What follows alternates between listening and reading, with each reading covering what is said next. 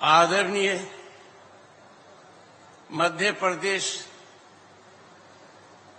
के महामहिम राज्यपाल श्री मंगू भाई सी पटेल जी, क्या वक्तव्य है।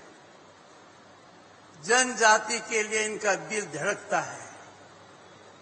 जब जब मेरी इनसे बात हुई, चर्चा हुई, इस विषय पर हमारा ध्यान गया है। मैं इनके लिए नतमस्तक हूं। ये साधुवाद के पात्र हैं और इनकी नियुक्ति जिनने की है वो भी साधुवाद के पात्र हैं कि इनको मध्य प्रदेश का दायित्व दिया गया। इनका विचरण देखिए, जैसा माननीय मुख्यमंत्री जी ने कहा, ये जगह पर जाते हैं, कागजी काम नहीं करते, जमीन को देखते हैं, लोगों की भावना समझते हैं। और इनका जो आज उद्बोधन हुआ है, ये दिल का नहीं है, ये दिमाग का नहीं है, ये इनकी आत्मा है। इन्होंने आप सबके सामने जो कहा है वो आप सबके फायदे के लिए कहा है। आपके प्रांत के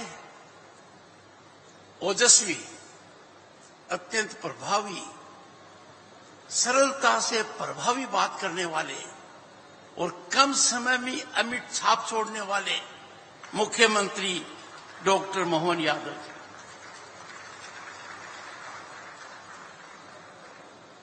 हर स्थान किसी के लिए शुभ पड़ता है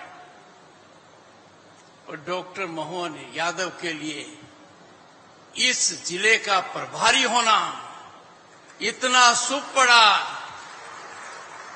कि वो पूरे प्रदेश के प्रभारी बन गए हैं।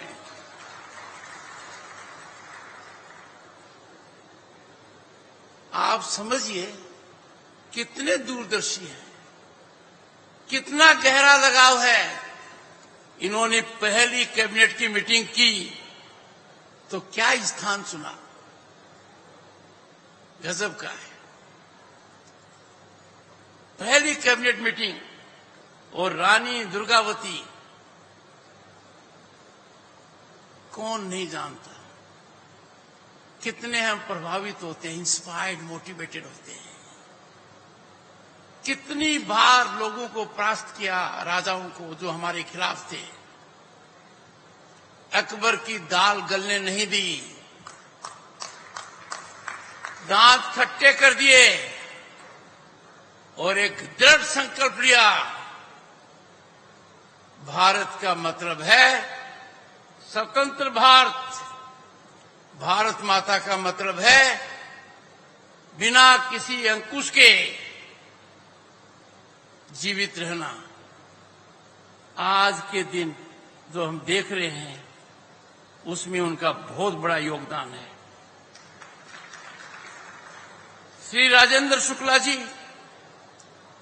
प्रदेश के उप मुख्यमंत्री जी, अपने भाषण में बहुत कुछ इन्होंने कहा है, वर्णन किया है और मैं ज्ञानवान हो गया कि प्रदेश में सब कुछ ठीक हो रहा है, स्वास्थ्य विभाग सही रास्ते पर है।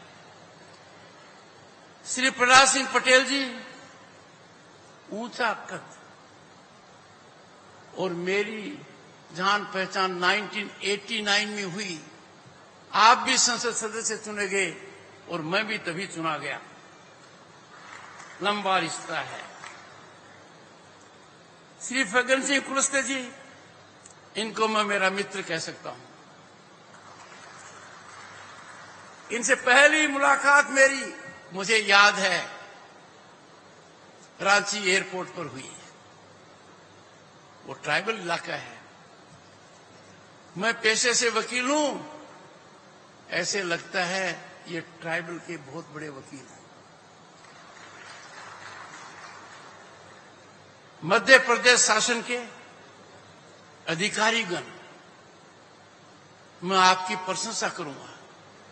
कम समय में मैंने देखा है, चाहे मैंने एग्जीबिशन देखा हो, चाहे उन्होंने मुझे हवाई जहाज से उतरते समय ग्रीट किया हो, चाहे हेलीकॉप्टर से उतरते हुए ग्रीट किया, उनका जज्बा, उनकी लगन प्रशंसनीय है और मेरे मन में कोई शंका नहीं है कि मध्य प्रदेश तीव्र गति से प्रगति के पथ पर सबको मोहन करता रहेगा, क्योंकि मुख्यमंत्री डॉक्टर मोहन यादव हैं। भारतीय प्रजातंत्र में जनजाति का स्थान शरीर की रीढ़ की हड्डी के बराबर है। जनजाति ही भारतीय संस्कृति और भारतीय प्रजातंत्र को संयम देती है, बल देती है, स्थायित्व देती है और मजबूती से खड़े होने का बल देती है।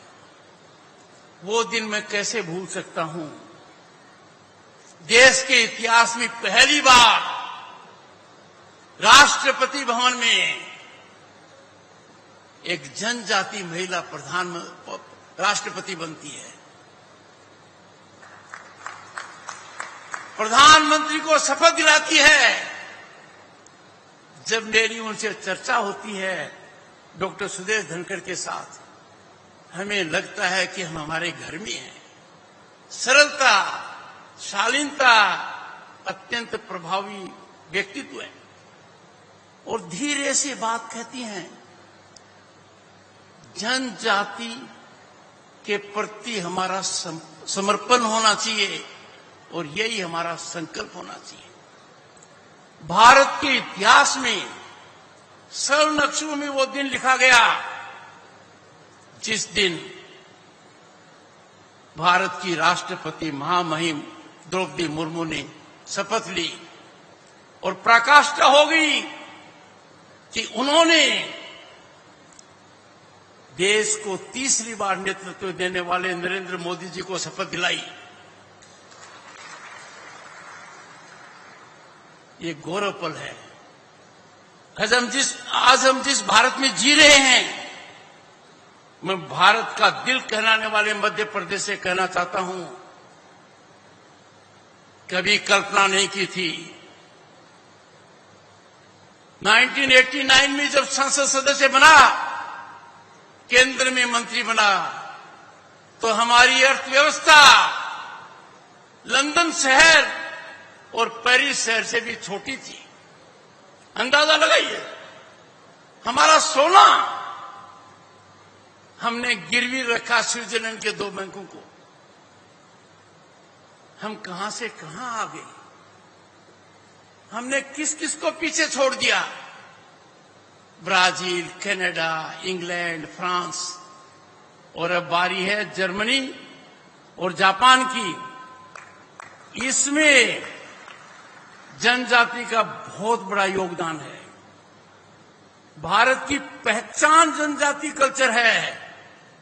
भारत की पहचान में आपका बहुत बड़ा योगदान है और इसी वजह से भारत के प्रधानमंत्री ने 2 बड़े संकल्प लिए हैं, महान संकल्प लिए हैं। एक, कि जब भारत, जहां दुनिया का 1/6 हिस्सा रहता है, 1/6 ऑफ ह्यूमैनिटी रहती है, जब वो आजादी की शताब्दी मनाएगा 2047 में, तो भारत विकसित राष्ट्र होगा और विकसित राष्ट्र की पहचान होगी